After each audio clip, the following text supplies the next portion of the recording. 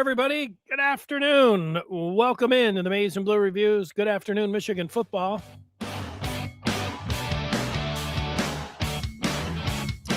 On January the 19th, the college football final is tonight. Finally, it is tonight. Had a long weekend of football, basketball, hockey. I'm not complaining.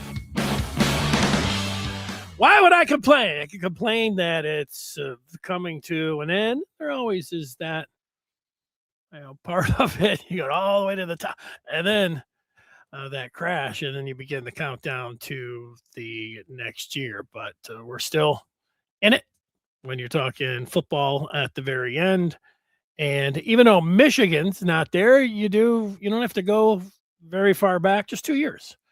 Recall Michigan playing in the Natty, the national championship game against Washington. That was fun. And, you'll watch that game tonight. As far as today, what we'll be talking about, we got some hockey and basketball. These winter sports, when football does end, the focus really goes on the winter sports, basketball and hockey. We will look at the weekends and what lies ahead for both Michigan hockey and Michigan basketball. A word or two on the NFL games. You probably spent the last couple days watching a ton of football. Get your takeaways. I'll give you mine. We'll start talking about Michigan football with the transfer portal. It's closed, but it's still, there's a little bit of a crack there. Technically, I don't even know if I'll say it the right way. There was still 2 business days or 48 hours. So, today's a holiday. So you could have, but you'd be under the radar, I guess. So technically on Wednesday, those are the 2 business days when you include the holiday after Friday when they said it was going to close. Do they put that technicality in there for fun and games to kind of slip you up? Feels like you're trying to slip me up on that. It's closed. You can't go in. Oh, yeah, you can. Wait a second. 2 more business days. And I'm like, oh, so Tuesday. Oh, no, Wednesday, because you have the holiday. But it's okay. That's all right. Michigan was able to pull a player over the weekend. We didn't think they were done, and they still might not be done adding out of the transfer portal. You hope that nobody else is jumping in there under the radar from the team. There were plenty of those, not under the radar, just plenty of guys that left, but plenty of guys that are coming in. New's not always good, but I think people are always excited about Michigan football, and it's a big unknown. There's so many different players, so many different coaches, and the coaches need a map to get around Ann Arbor, to get around the football offices, and maybe some of the players as well. But I look at the skill position players for Michigan and get a read. I'm not as, and maybe I will be, because it happens. I think it just happens at a different pace. A lot of people are always, and this is a good way to be, I consider myself a glass half full type person, but a lot of people that follow Michigan, this is the way fandom goes. You're just always thinking that, this is great. Look, this team is great. Whittingham's great. Michigan's great. All these players, they're going to be awesome. Let's go. And, maybe that's going to be true. I'm still in a spot where there's so much unknown, and I'd give the new staff and what I see with the roster at a 7.5 out of 10. And, that's not a bad spot to be. If it's lower than that, but and higher, you'd have to be looking at it saying, oh, man, this thing looks pretty push button. And, to look at this team, a lot of it's going to have to do with, no matter if it was still Sharon Moore and his staff or Whittingham, it's going to have to do with the quarterback position and Underwood. And will Bryce Underwood be drastically better than he was last year? Yeah, hopefully. Why would he be? Well, you get a new staff that can help. He's a year older. I think that's going to be the biggest thing. He's got tons of experience now after what he went through last year. Will the mechanics settle in, quiet down? Will he be a much better player? He's going to be better. How much better? That's going to be the thing. Is it still going to be?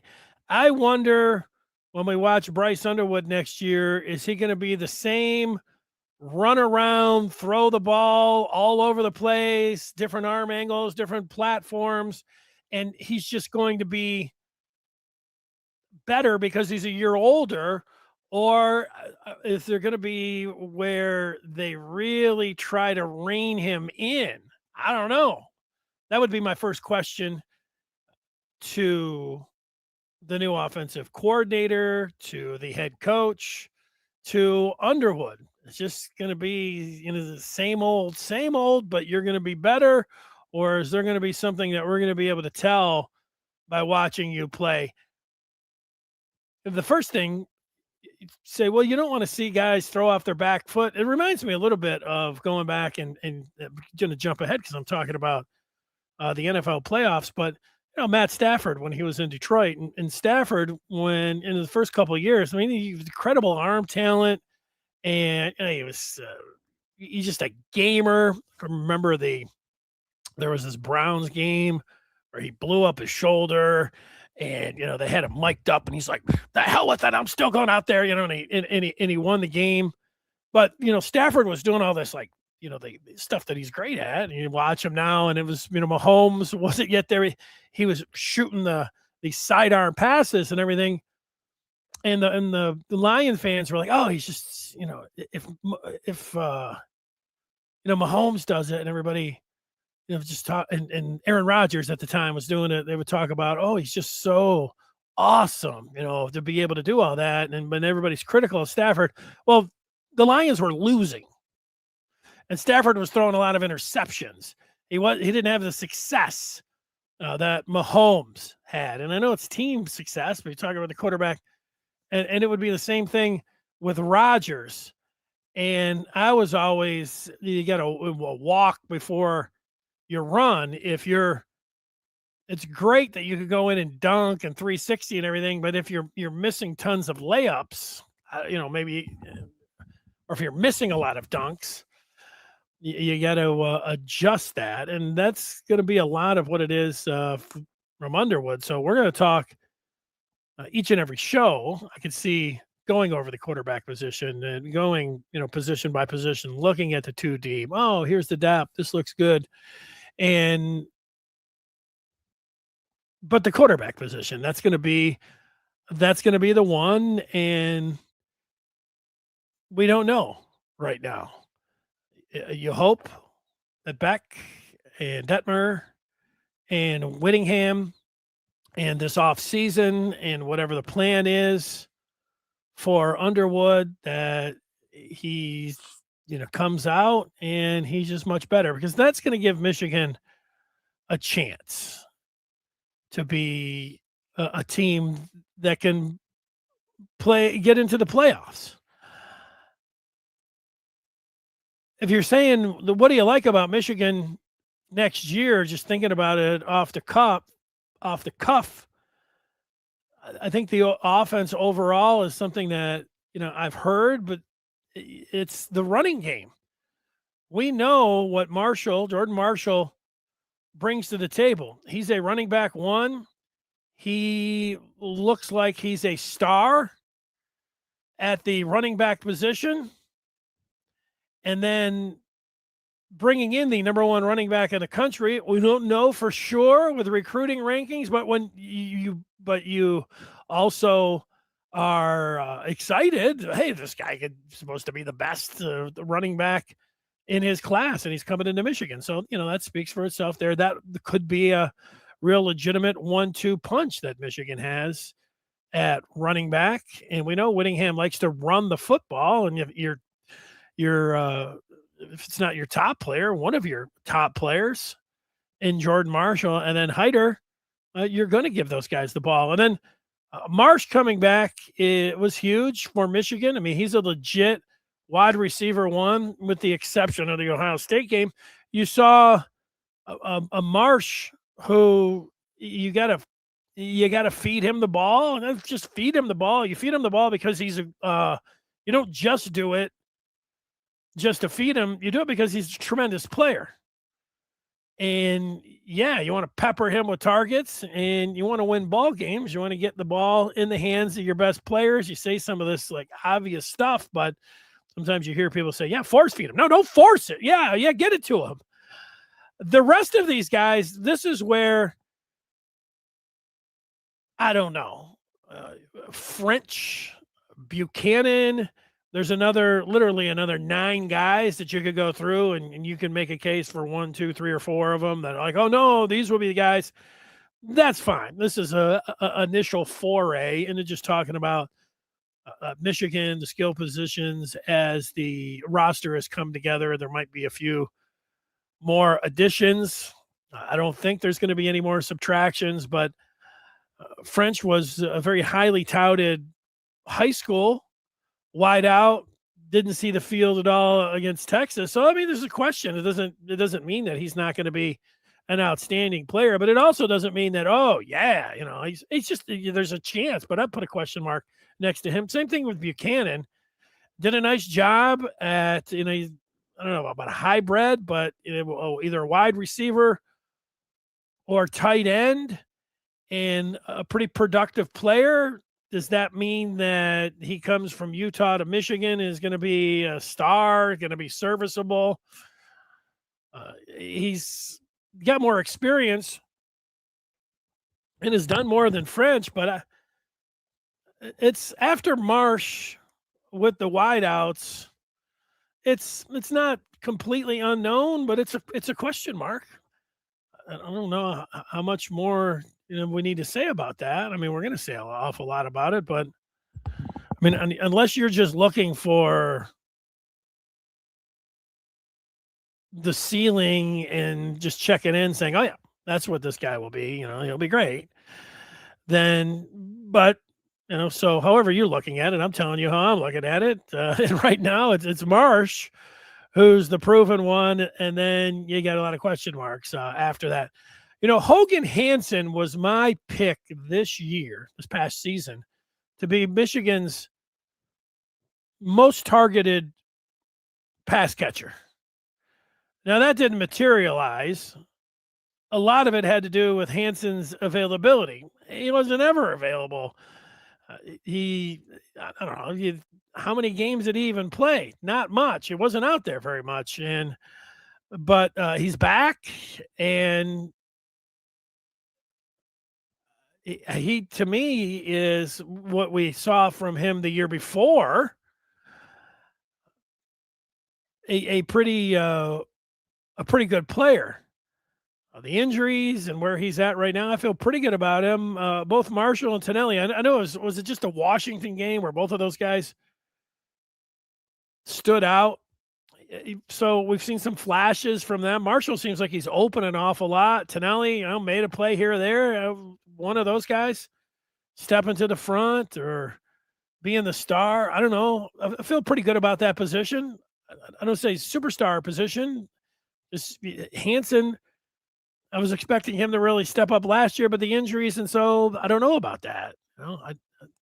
So overall, you start going, well, how good's the offensive line going to be? It looks like they've got a chance to be pretty good. That's going to go a long way with all of these guys. Certainly with the running game, going to help Underwood out, but feel pretty good overall about the offense. Now I'm going to take some feedback. Maybe I'm delivering the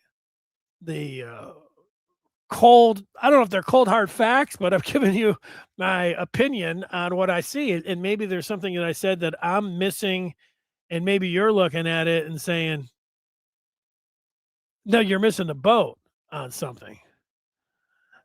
I don't know what you're talking about there. Jam Yan. says the defense won't carry the load this year. Yeah, I agree with that. I mean, the defense taking a look at it, you're going to find out pretty quick because they got Oklahoma coming in and Mateer is back, so it's not like they've got 3, 4, 5 games like some people would like to just have the super easiest schedule. You can ease everything in. Of course, nobody likes losing games, but so we play a too hard of a schedule, folks. Don't like having that Oklahoma game, but I like it. But yeah, we're going to find out about the defense, but I don't think they're a top ranked defense. I don't know what the ceiling is right now, but my initial feeling with the front seven with being a big question mark, even the best player they got from the portal, a question mark. I think their two best players on defense, the defensive end that they got from Utah, and then Rod Moore. If both of those guys are healthy, now you got something going. You got a star at the back end, and you got a star at the edge. Now you're really talking. But we're not going to know that until I don't even know if we're going to know. Maybe in August. Maybe Whittingham is he going to say, "Yep, those guys will be good to go game one." My guess is they're going to say, "Oh, they're working and they're practicing and all of that." I don't know if we're going to know until it starts. Here's Venice. I don't know who you're talking to, Venice. You're talking about somebody else in the feedback about being a negative Nancy, because I'm not being negative. I'm being honest. And I don't know, what did I say that was negative? I haven't said anything that's negative yet. I mean, if you're looking for somebody to just fan the team and just talk about, this is they're going to, they'll playing for a natty next year, and obviously they're going to be in the college football playoff, and Underwood's the greatest. So you got the wrong guy. And I don't know what you expect, Venice. I like you. But if this is directed at me, I don't know if it's directed at me. I think, like I said, I think it might be directed at somebody else, but I hadn't seen anybody else saying anything negative. So I don't know what you're talking about. If it could be, this would be my guess. I think you listen or watch a bunch of cheerleaders and you're like, yeah, I love the cheerleaders. You like the cheerleaders. I like cheerleaders. But then you hear somebody just giving you an experienced opinion on the team, and you think it's negative. It kind of goes with the territory, but I don't know who you're talking to. Michigan Go Blue 1324 is talking about the Anthony Simpson situation. He said it was too bad. Yeah, well, I'll blame Sharon Moore for that. Sharon Moore shenanigans. When you have a coach and running a loose ship, you're going to have things develop. And if you don't know about the Simpson situation, he was on social media saying that he say that Samaj Morgan was blackmailing Sharon Moore into playing him because he knew about his dalliances, and Simpson, who was performing well, this is his own take, that he was outperforming and was having these excellent practices and showing out in these reps and couldn't sniff the field. And it was because Samaj was blackmailing the staff. Now, that's a pretty wild accusation and everything. But then you watch Samaj Morgan and you're saying, how in the world would anybody after a game or two or three pull him off the field? He's got the yips. This is ridiculous. Anybody in their right mind? Well, because he was being blackmailed. I don't know. That's now if it was true, I would say, oh, okay, well, no, that's the reason he was out there. What else could be possibly there? You always say, you even saw it through the year. People would say, oh, Samaj must have pictures of Sharon. Oh, yeah, maybe he did. So it actually makes sense that Samaj would be blackmailing the coach into playing him because nobody in their right mind would have had him out there.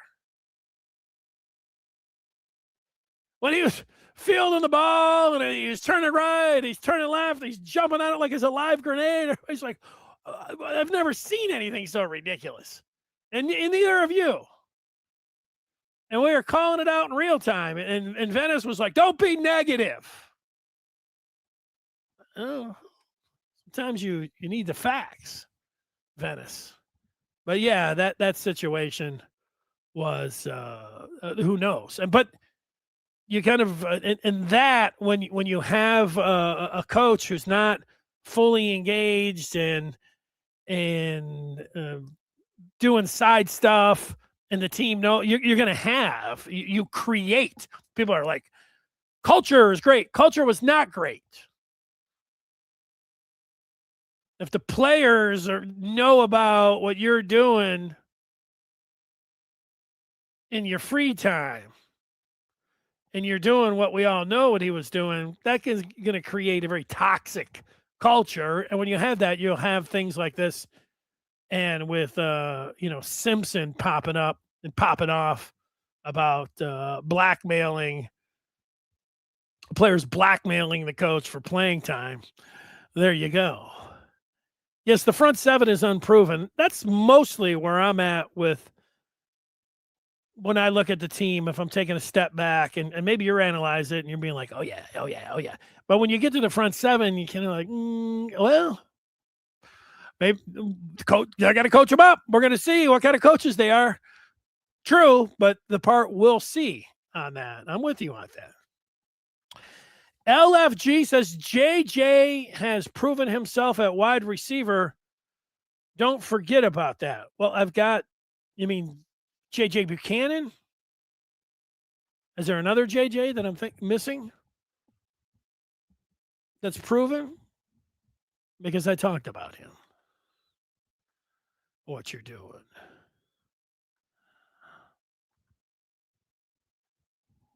Jameson. Let's see here if we got any more. People feeling good about what's going on. JYS is saying it's not a fully loaded roster. The coaches are going to have to coach. Well, the coaches, no matter who it was going to be, they're going to have to coach. But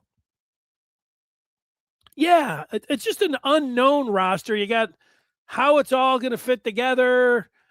A lot of coaches, they have to do all of this. Is there a world where these guys all hit, or the majority of them hit, and they're coached up to a T, and Michigan is a big surprise, and they're one of the surprise teams of 2026? Yeah, I mean, there's a world where that can happen. Here is Day Go Blue, who says Indiana as a Big Ten representative. I think that might mean who you're rooting for, and you'd say, well, IU, because they're in the Big Ten. I almost never, even though I say it sometimes, I don't really subscribe to the let's root for the conference type thing. There have been exceptions.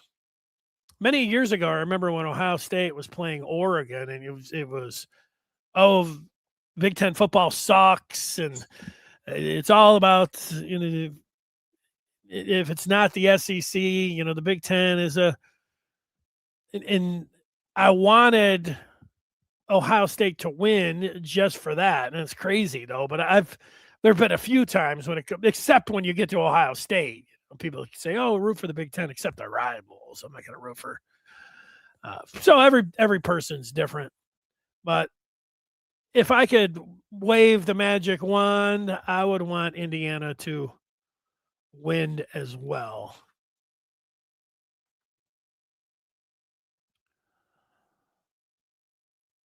This was confusing to me from Goats since Yost, but no longer, because he's got a greater than go who than go you, and it doesn't take a genius because I figured it out. Go Hoosiers over go you. That's it. I rooted for Miami in '02. That's when they played Ohio State. I remember that. That was the Andre Johnson, Willis McGahee game, I believe, and Maurice Claret game, I guess, too. You'd put him in there. Blame Sharon, move on. DVR says he didn't name Samaj.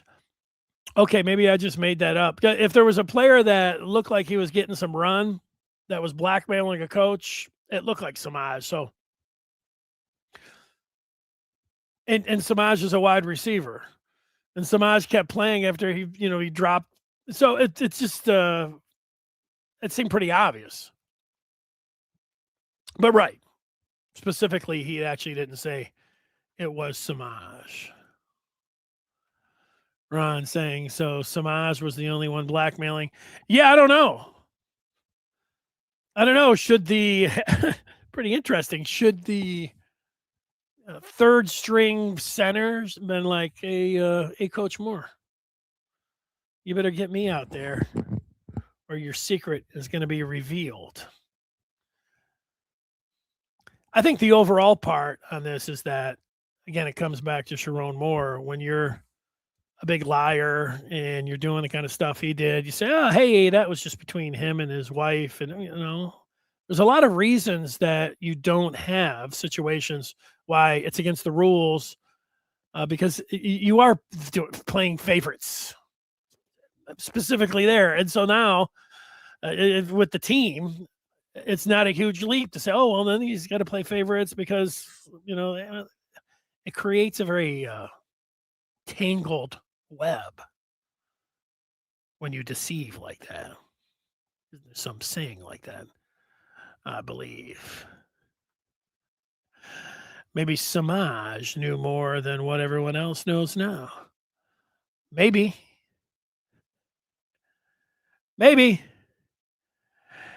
Yeah. Ron says, nah. Samaj played more because his high school coach was his wide receiver coach. So Ron Bellamy was playing a favorite because it was up to Ron Bellamy for the playing time and to have him out there on special teams because he was being a favorite. Look, I can't tell anybody what anybody believes or not. And I would like to believe that coaches, that it really is a meritocracy and that you are going in there and that you are playing player A because he deserves it and he has proven it in practice. But just like fans, when it comes to referees and it comes to medium, everybody thinks everybody is biased one way or the other. There's nobody that can not be biased, and everybody's got something like that going on. So me telling you that, no, I think Ron Bellamy is going to try to play the best player along with the coach, to win. You'll get something like this. No, he's playing favorites because he was his boy. And what can you say? We've seen it as recently as Juwan Howard. I mean, that was full of nepotism. The coaches, Dusty May has his own son on staff who would never, sniff the Michigan cord. Tom Izzo had his kid on the team. So, yeah, there's a lot of nepotism, unfair biases going on out there. That's it. Today's a day where we're just, flying around a little bit. GDSPE says Samaj's greatest moment was in the Big Ten championship game versus Iowa. I don't think he ever showed it again. Well, no, not in the orgy season. He didn't show much there. Prior to the Big Ten championship game, he had a handful of plays where he showed that he could be a tremendous playmaker, throw him the ball, work through traffic, get to the end zone. Like I said, a handful of plays there. And then he did have the the big punt return. But yeah, the orgy season, and then he caught a sweet touchdown pass against CMU. Sweet, and then it was a real sweet throw with air put under it from it was Underwood. It could have been it was one of Underwood's top 5 throws where he put air under it on it, touch, and Samaj ran underneath it, touchdown. Pretty awesome that way. Both can be true. There was a blackmail and that Ron Bellamy was playing favorites. Yeah, man, I'm not here. I don't know. JJ Buchanan is a proof. Okay, you said that he is legit proven. Uh, I was saying that when you go from Utah and you're coming in, I don't know if he's legit. It doesn't feel to me like he's legit, but I haven't really watched him. And if you have, and you feel like, or just that you're just looking at the numbers, you say, yeah, these are legit. He's legit. Let's see. The steal of the offseason is Tatum. Yeah, he might be. He was totally hurt, completely hurt. Say totally. Is this hair from my dog? Yeah, he could be. That's right. Why would it be funny to see Miami win a natty? That wouldn't be funny to me. It'd be a blast from the past, but not funny. I mean, it's funny Indiana winning. Either way, then it's going to be funny. It's funny watching the doormat of college football completely turn things around and now go from the outhouse to the penthouse. There's really nothing more amazing than 3 years ago. I was going to say, 5 years ago, 10 years ago, 20, any time in the history of college football. But let's just go back 3 years and say, Indiana's going to be a powerhouse. They're going to win it. Crazy. I want the Big Ten to win because it makes SEC fans have mental gymnastics to claim that they are the best conference. I understand that. I mean,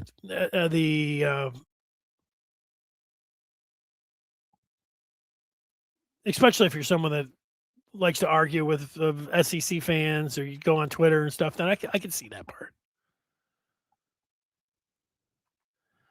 Yeah, I don't care about the blackmail story unless I see something a little more on it. It popped up. It's there. I've talked about it. There it is. I haven't put. It's going to be some off-season stuff. I haven't put much thought into the Big Ten being in favor of a 2014 playoff. He says, I'm almost inclined to root for Miami just to see the trophy go to the ACC. I think 16 teams should be the max considered. I think that we should let the 12 team breathe for a few more years before going to 16 or doing something like 24. That's my initial read on it.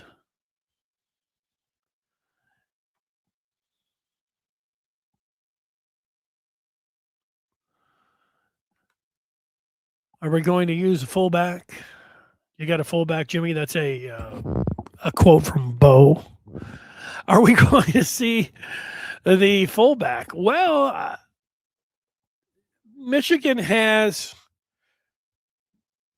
Bredesen's gone, but Eli Owens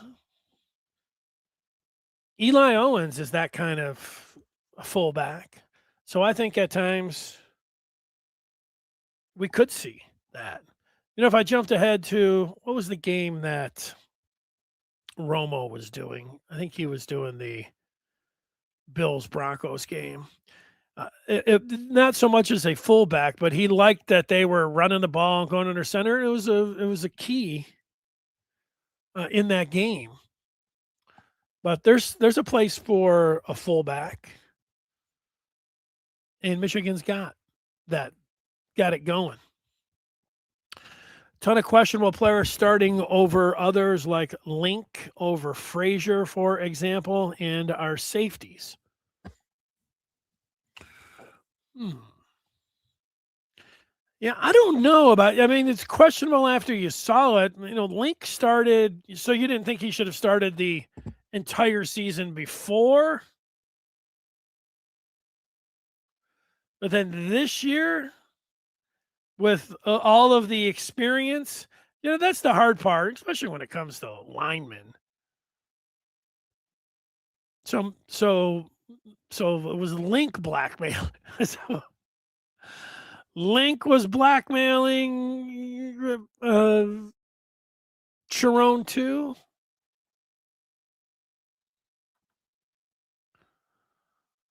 Yeah, and Joanne having Jace was a pretty. It's different now. There's more numbers, and you got the NIL, but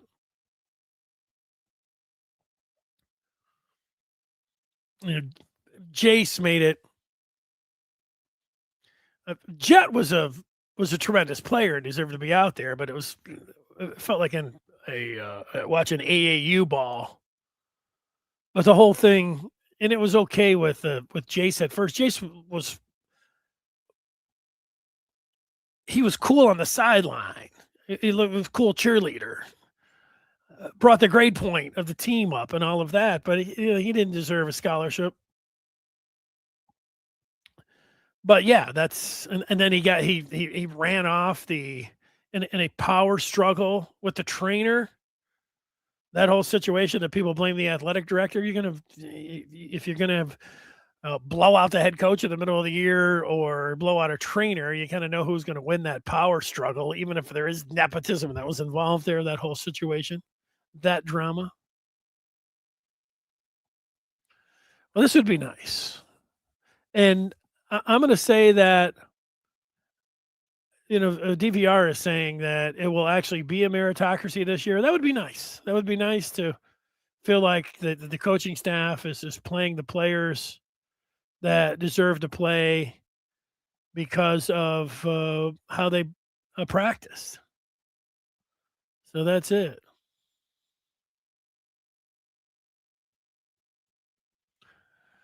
Don says he's here because there's no nepotism on the Maize and Blue review. Yeah, well, I thought the nepotism was pretty interesting when Bronny James got drafted, and the best argument for the nepotism's the way of the world. There actually were some decent points about Bronny James. It was the Greek Freak had his younger brother on his team. Didn't necessarily deserve to be on there, but it was because his last name was Antetokounmpo. That's why he was on the team. When the Tigers, the baseball draft's interesting because they have, I don't even know how many rounds they have, 40, but so maybe if you have 40 rounds, you're just looking for guys, and you say, draft him. Because Al Kaline's grandson, I think, got drafted. I don't know if he deserved to be drafted either, but it's like, he's because he's Kaline. But then every so often, you do somebody a favor or it's nepotism. Who was Tommy Lasorda on the Dodgers back in the day drafted an Italian catcher because I think Lasorda was just buddies with his dad or something. So his guy was named Mike Piazza. Ended up being a Hall of Fame catcher. Totally just took him. But I guess that's not really nepotism specifically, just helping somebody. Yeah, I'm not taking. I don't know about any more blackmail or Samaj feedback. Let's grab some others. Edwards went from the Commanders practice squad to Miami during the last week or two of the season. I think Edwards really never got a fair shake at his utilization. That staff was bad. Yeah, well, I would agree that on a couple things here that they didn't It's an interesting thing because I always thought that Donovan Edwards should have been used differently as well. Now, he was used when Jim Harbaugh was here in the same way, and he was very effective. And you'd say that they ran him up the middle too much, but then he hit the too big 2 years ago in the championship game. Hit damn near won the game for him, and so there's that part. Again, I thought they should have used him a little bit differently. But when you say that staff, Harbaugh was using him the same way. And so there you go when it comes down to that.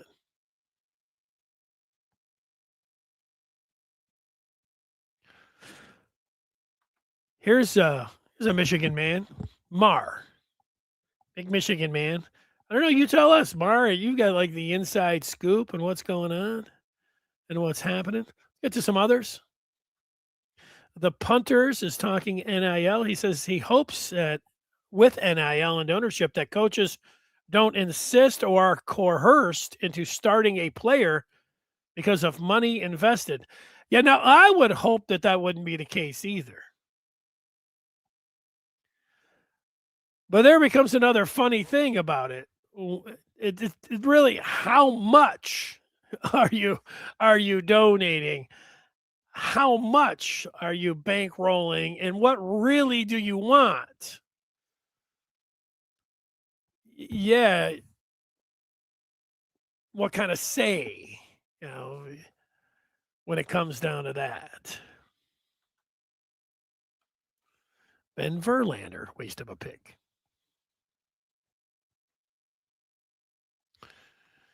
Here's Dago Blue talking about, I think Cam Rising was crushing it before his injuries for sure. Now, Cam Rising was a good college quarterback. That's what's going on.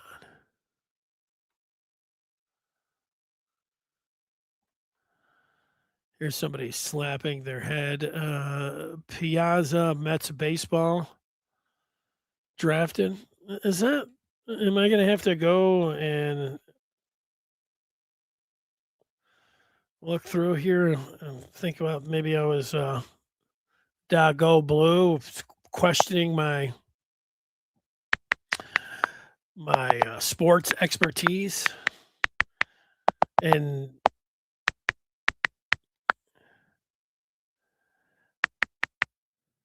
he might be,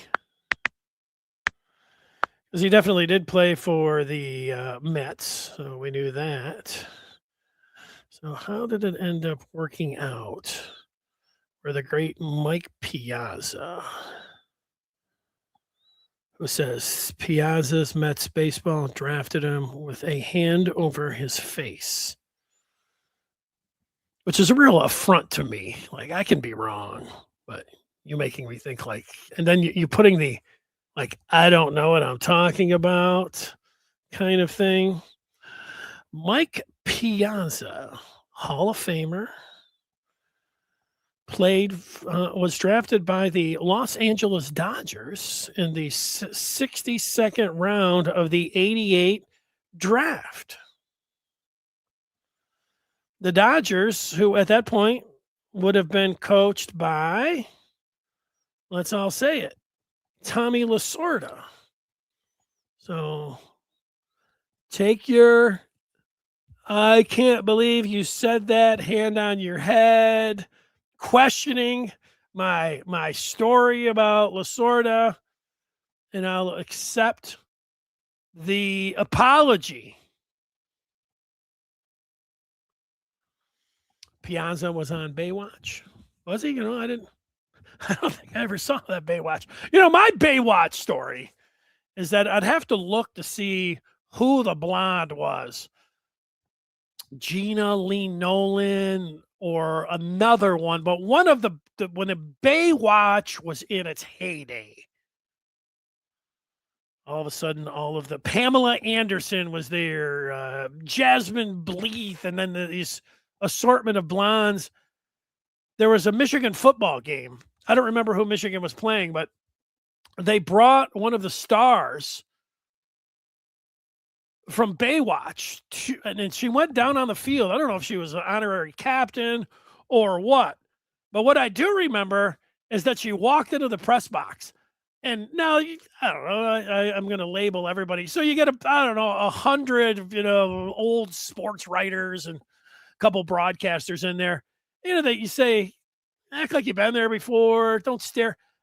Nobody could handle it.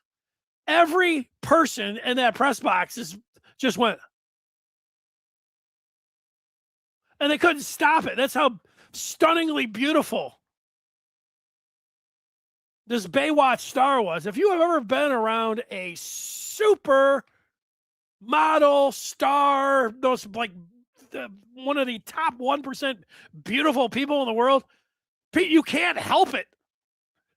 Now you see, you catch yourself. You don't want to be like you should never wanted somebody to tell you, oh, you're a creep or whatever else. Nobody can help themselves. Everybody was just transfixed, and they were just all following her.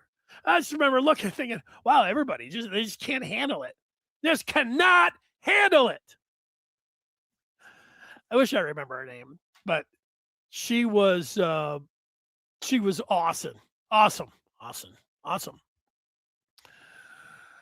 Ron saying Piazza was Lasorda's godson. Okay, there it is. There's the connection. That's it. She was the honorary babe. It was not Pamela Anderson. I would have remembered that. I probably would have been, everybody would have that would have been in her prime too. Again, I could sit here and look at the cast. She was blonde. She was like Pamela Anderson. I thought Lee Nolan maybe better, but it confused myself because I've looked over the years, and I was like everyone else taken aback. Here's a great apology. Here he says a true Michigan. He says apologies for the information. He just remembers him with the Mets, and then there it is. That's all right. I'm good. I've missed many times, so it happens. But the old, oh my God, but I thought maybe am I losing my mind? How could I lose my mind? It happens. All right, on to hockey and basketball. You get some football questions in there. We'll take some of them as we go on. I want to remind everybody that with the transfer portal, each in-depth analysis with the player position, how recruiting is going, basketball, hockey, it's all there. I'm telling you, join up with the Maize and Blue Review. Get that ultimate fan bundle. Slow things down. You get the Maize and Blue Review plus On3 plus Rivals. Go to on3.com and get that done. That's how you do it. All right, so basketball, Michigan wins over the weekend. They take care of Oregon, and they win that game by 10. So they also beat Washington on Wednesday night by 10. So a successful West Coast road trip. Even though they won those games by 10, because of how awesome they were through, what was it, game 3 through 12, whatever it was, where Vegas, where they look like the greatest team ever, one of the greatest teams ever, and analytically, and it's not just Michigan fans, it was everyone. The analytics were off the charts. They were being compared. Even the game Wednesday night, the Crew was doing it, and the Crew had talked to, I think they cited 2 different Big Ten coaches, and they said, "Oh, this is the best team since Kentucky's team that had DeMarcus Cousins and John Wall on it." I think that they were talking, of course, or were they talking about the team that actually won the championship? Because I don't think Cousins and Wall team did. Whatever it was, I mean, you see a lot of comparisons. Oh, the analytics, this is the best since Duke in the 90s, and there's a lot to like about the Michigan basketball team. One, that they're very good on offense and they're great on defense. That combination. So That's pretty nice. They're one of the best teams in the country on offense, and they're the best team uh, on defense. That's great. And they have a real shot to be a number one seed in the tournament, and they are the favorite. When you look at the gamblers and that's something to be a guide, like, hey, this is the team to beat right now. Uh, there's a lot of good teams, and there's a long way to go. If you, I don't know, if you just attach yourself to this team should demolish everybody by double digits, maybe even 20 on their way to not losing any more games, I think you're going to be disappointed. I was enjoying the absolute machine that Michigan was, and not trying to derail anything or having any negative talk. It was just very enjoyable. I'm not really trying to do that either here, except that in both games, the Washington game and Oregon, people were like acting like, this Michigan, no. Even good teams, that's generally how things look, how they looked, and they won both of those games by double digits. It's kind of incredible that they were able to do that. Usually doesn't happen. I know they did it last year, but they did it again this year. So a long way to go. I think the one part that you see a player have a rough game, like Cadeau had a goose egg against Washington. He bounced back and played pretty well after a rough start against Oregon. Yaks is the one. So he's dealing with the calf injury, and I think it's got everyone worried. I would say I'm worried about that myself. You got to trust the coaches. You got to trust Yaks. Okay, well, can we trust them? Because what we have seen is that you've got a hobbled Yaks, and they had an opportunity to sit him down for a while, and they didn't. So I'm not blaming the coaches. I'm just saying that it's worrisome, the calf injury, until I see Yaks go out there. Now, he made some incredible defensive plays. Until I see him go out there, and he's got some games coming up pretty quick here. Indiana, Ohio State, Nebraska, Michigan State, the rest of this month, to look like the player of the year. And then that can alleviate some of the worries about that. But I like where they're at. There's almost everything to like about this team. Buckle in. Try to enjoy it. So that's what I have to say about the Michigan basketball team, who's the number one ranked defense and still the number one ranked team overall at Ken Palm. There's really not a lot to not like about them. Which gets us to hockey. Michigan hockey, they're number one. They're the number one team in the country. They go out to Minnesota, which is a very tough place to play. Mariucci Arena. You go into there, and they come away with their first sweep against the Gophers in Minneapolis since 2018. That's a pretty long time to not get a sweep there. 3-2 in overtime, and then 5-1 on Friday. Their offense is incredible, but then you're like, okay, and the defense is pretty good too when you watch them. But they lost the best goaltender in the country in Jack Ivankovic. So you're like, whoa, that was huge. He got ran against Notre Dame, and he's out for an extended period. Maybe he'll be back before the end of the regular season. Maybe he'll be back for the Big Ten playoffs, and maybe the end of the college hockey playoffs. Maybe he'll be back before all that. So they've gone to their backup, Stephen Peck. And Peck played well over this weekend, but he's no Ivan Kovic. But so far so good with him. You go on the road, that's pretty tough. Okay, hey, Ivan Kovic, you're the best goalie in the nation. You're down. Okay, here's the freshman Peck. Put him between the pipes.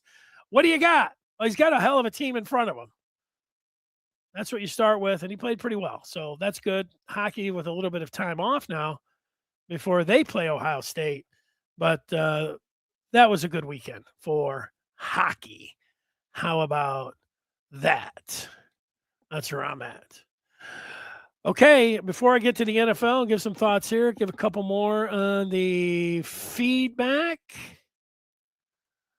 Level one says, seems like Michigan is shooting too many 3-point shots for a team that can dominate in the paint. Yeah, it doesn't seem like that to me. I'd have to look at all the numbers. It doesn't seem like that just watching them, but I do think at times they need to get Yaks and put him down in the post. They try to post Mara a lot. They try to post Maurice Johnson Jr. a lot, and I think they should post Yaks more. I would say they're not making as many 3-point shots as you would like.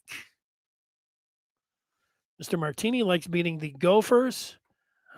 Here's a question if I'm going to ask, am I going to watch Michigan Vandy? There's so many things out there. I have not really taken in the women's team. I noticed that people that are watching them, they really enjoy them. They have had an excellent season. I did take in a little bit of that UConn game that they fought against the Huskies, and I don't know if the sky's the limit for the team and everything else. It's just not. Maybe once football's over, maybe when there's some time clears up. But and I was going to say I like Michigan as much as everyone, but then you can say, well, you're not watching the women's team. Maybe you don't like Michigan as much as everyone. Okay, there's the argument. And maybe why there's some people that are it's just all Michigan. Like I'm going to talk about the NFL playoffs, and I'm going to be like, forget it. I just want to hear about Michigan. I get that. All Michigan, college national natties tonight. Michigan. If the women's team is on opposite of the natty, which it could be, I don't know that, the true Michigan fan would be like, I'm watching Michigan. I understand that. I like that. So I could see myself getting more interested in it coming up. Oh, they're playing right now. I'll say, okay, you gonna watch Michigan? Well, you give me something to do here in the afternoon. While I go and walk on my walking pad. That's not a bad thing to put on.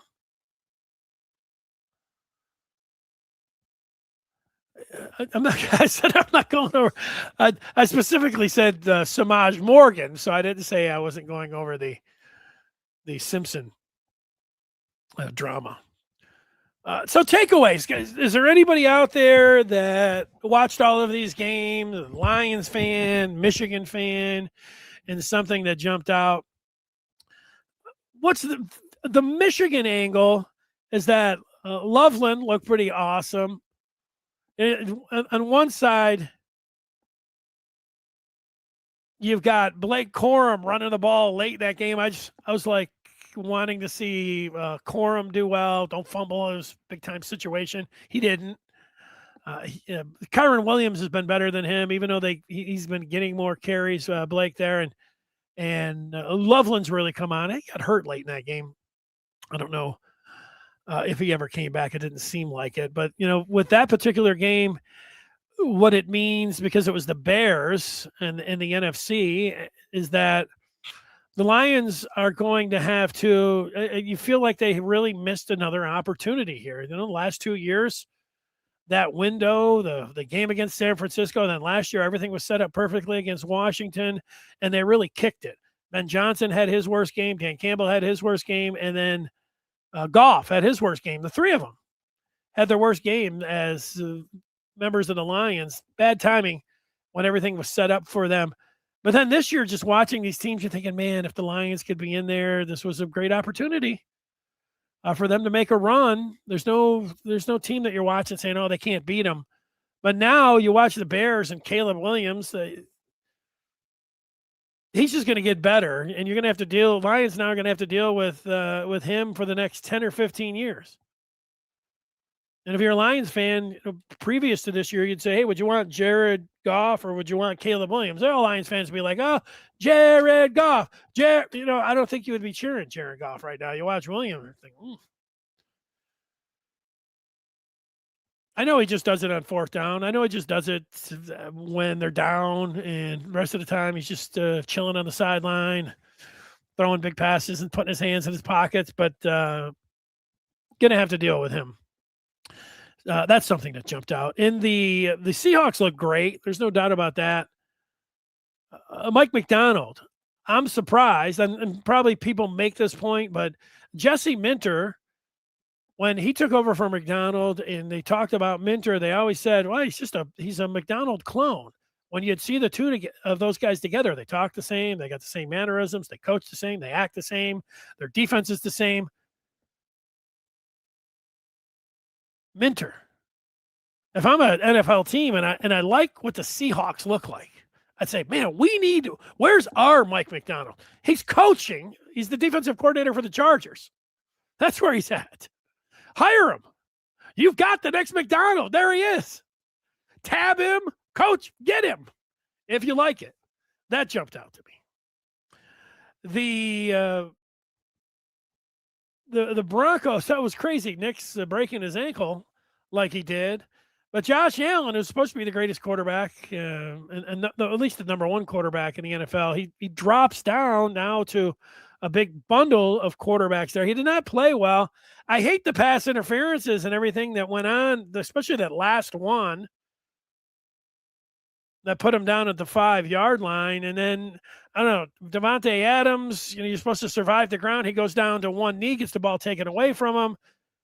And they're saying he's down because his knee hit, and yet Cooks catches it. He goes down. He never seemed like he had it, but then I don't know. You can't watch all of that and just be like, they got everything right. I don't know how you look at it. And if you're obsessed, if you're a fan of any of those teams, you're not listening to anything like, well, anything can happen here. Those are very tough calls to make. Collinsworth was trying to make that point last night. Oh, they're so close and they're so tough. He's right about that. Fans don't want to hear that. And whoever you're a fan of, or you got money on, or you don't like the other team, you're just screaming at the refs and they don't know what they're doing. And it's what was I going to say? It's tough. It's random. You got to try to take the refs out of it because the calls are so big. Easier said than done. That doesn't help you if you're a Bills fan at all. It doesn't help you if you're a Bears fan at all. Stroud and the snow. Stroud had a great rookie year, and these last 2 years, not so much. And then, because he was cold and the snow affected him in Ann Arbor in 21. That's something that's going to haunt him. But, he also didn't have Nico, no running game. But, you turn the ball over that many times. And the Pats seemed like they weren't able to take advantage. They weren't. It's at the halftime. There's just turnover fest, and they're not able to take advantage of it. That definitely jumped out. All defense, the Texans. Dago Blue says he doesn't understand why NFL coaches get fired then rehired by other teams rather than giving someone like Minter or a hot college coach an opportunity. I'm really sick of it from the NFL. Well, let's walk through this a little bit. One is that I would guess that Minter will get hired. It's as obvious as anything that's sitting out there. So my prediction is Jesse Minter will get one of these jobs because I'm not the only one that thinks he's a clone of Mike McDonald. That's not going to take too long. I'll make that prediction. The part about the college coaches is because the college coaches have had very little success. College head coaches at the real successful ones at going to the pros and having it work. When you go through it, it could be. Now, look, I would hire Cignetti if I was. I know the Raiders or a bunch of other teams. I would be going after Cignetti. That seemed like a pretty smart move. So then your pool, if you're looking at the college coaches, who else in college are you really targeting? That you would say that, oh yeah, this guy besides Cignetti. You thinking Dan Lanning is Kirby Smart? And who are we talking about as the best coaches that you want to go after?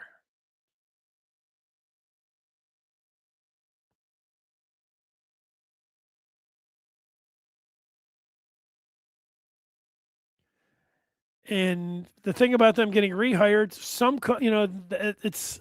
it happens. If I'm a team out there, I would hire John Harbaugh. I would hire Mike Tomlin, or I'd be going for you're either going with coaches that have been there because experience is valued. And when you say you don't understand why, it's because, the Philadelphia Eagles had a run. How many NFC championship games did they get to? Like 6 in a row when they had Andy Reid, and they just unceremoniously canned him. Let's get rid of Andy Reid. The Lions could have had Andy Reid, but people are like, nah, he can't get over the hump. Chiefs hire him. Andy freaking Reid. That's why you go after the coaches, because some of that you look at. I say it's blueprint. You look at the teams that have been successful.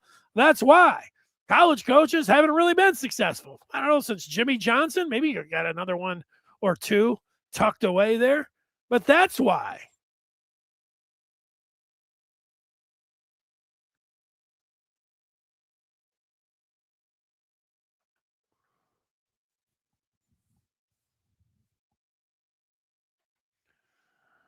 Kirby, Lanning, Sark. I don't know. I would think out of those three, Sark might be a good offensive coordinator. What's Sark doing that makes you jump out and say, hey, I want Sark as my next head coach? I wouldn't want Sark. Lanning's, I like Lanning. Just keep Ryan Day in Columbus. There you go. All right. Thanks so much. We'll see you over on the Maize and Blue Review. You say, what's going on over the Maize and Blue Review? I'm going over there. I'm talking about all the things that I've talked about today. I'm weighing in over there. And then, we're looking at Michigan's position by position, looking at all of these guys coming out of the transfer portal, still looking at guys that are in the transfer portal that Michigan might be interested in, how it's all playing out there, recruiting for 27. It's, now it's the time to start taking a look at that. Basketball, hockey, it's all going on there. The conversation's flowing, and it's a lot of fun, just like it's happening here. So love to see you over there. To Go Blue says the game has surpassed the old coaches. They can't relate.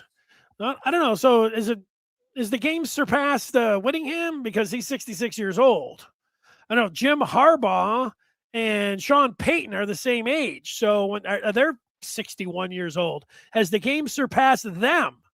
Because I don't know. I would like Jim Harbaugh if I was a head coach in the pros. I would also, just seeing what Sean Payton has been able to do and seeing what his age is, I think he's pretty good. Andy Reid, I think, still is a pretty good coach. They can't relate. Look at Eric Bieniemy. Eric Bieniemy had a lot of different issues, and just because you're a good OC doesn't mean you're going to be a good head coach. There's a different skill set and everything that's going on. So I don't know about the let's just get let's get a young whippersnapper. Yeah. Hey, you go out there and get the next Sean McVay. You go out there, young and exciting. I get that. And I don't, it's not that because I'm in my 50s and I'm like standing up for the old guys or something. I'm just trying to take a look at it and be fair. But when I see something like this, the game has surpassed the old coaches. No, it hasn't. Really? So Peyton isn't old and Harbaugh isn't old, but not Whittingham. But not in college.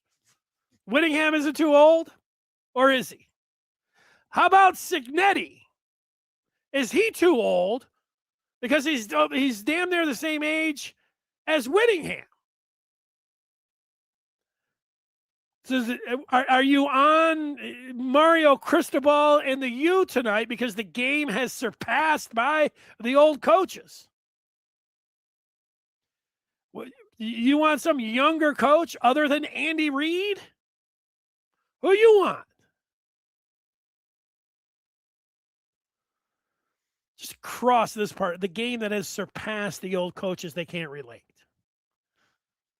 That's not true. That's a fun thing to say. But it's just not true. Okay. Fun conversation. Thanks so much for joining us. We'll see you over on the Maize and Blue Review. And again, head on over there. Give me that music. Take that next step. You want more Michigan coverage? You want to hear about this practice baseball that I obtained a few years back, the story behind it? You go over the Maize and Blue Review and you say, hey, what's the story on that baseball? I mean, I'd give it to you there. You want to see how to throw a knuckle curve? No, you do that right here. I don't want to throw a curve. Go to on3.com, Maize and Blue Review. Best investment you'll ever make. You'll love it. You're a Michigan fan. You like talking about Michigan. You like learning about Michigan. I guarantee it'll be the best money you ever spent. More on Michigan. See you over there on the Maize and Blue Review. Until tomorrow night, signing off. See you over on the Maize and Blue Review. Bye.